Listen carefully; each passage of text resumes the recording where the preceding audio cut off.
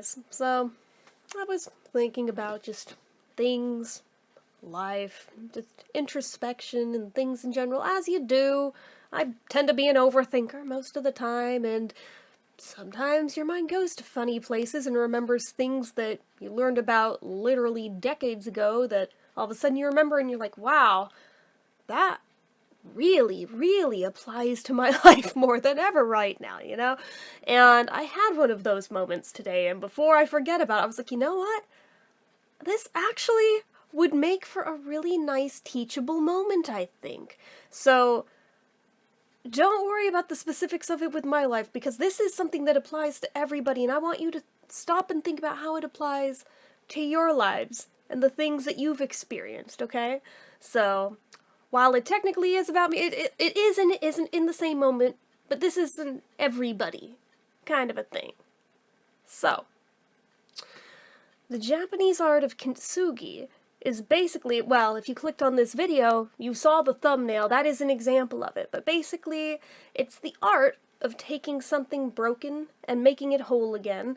Usually it's like pottery or glass, and making it whole again through like powdered gold and silver and lacquer. Now, why is this important? What does this have to do with any of our lives? It has a lot to do with our lives if you stop and think about it and just kind of let it sink in. Let's say you have a bowl, fine china, and for whatever reason, through carelessness, through recklessness, you decide just breaks on the floor, smashed into a ton of pieces. So you have two options here. You have the option of viewing it as garbage and discarding it entirely and forgetting that it was even a thing in your life at all and moving on with your life. Or you pick up those pieces and through a lot of care and cautiousness and time and effort, being delicate, you can oftentimes repair that broken item. It will not look the same as it did before it broke. It will never look the same again as what it was before it broke. That's impossible. It will never be 100% the same again. But it can be whole again. And it can be functional again. It'll always have vulnerabilities. There will be weaknesses. If you're careless with it again and it breaks a second time, it might be done for good, but some could argue that even with all of its flaws, there is still beauty in that, there is still value in that to be had. Now stop and think about that for a minute. Think about how that concept applies to your life, situations you've lived, relationships you've had.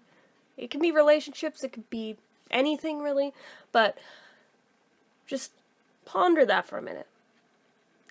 Now the converse of that, you can be so reckless and so destructive that you didn't just break it, you smashed it on the floor, you stomped on it, you ground it into dust, and all that's left is a pile of dust.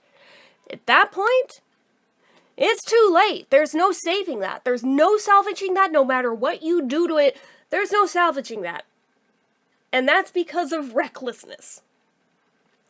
And all you can do at that point, you might feel some remorse over doing it after, but at that point, yeah, you do have to discard it and move on and learn, hopefully, learn the lessons from that not to do that again.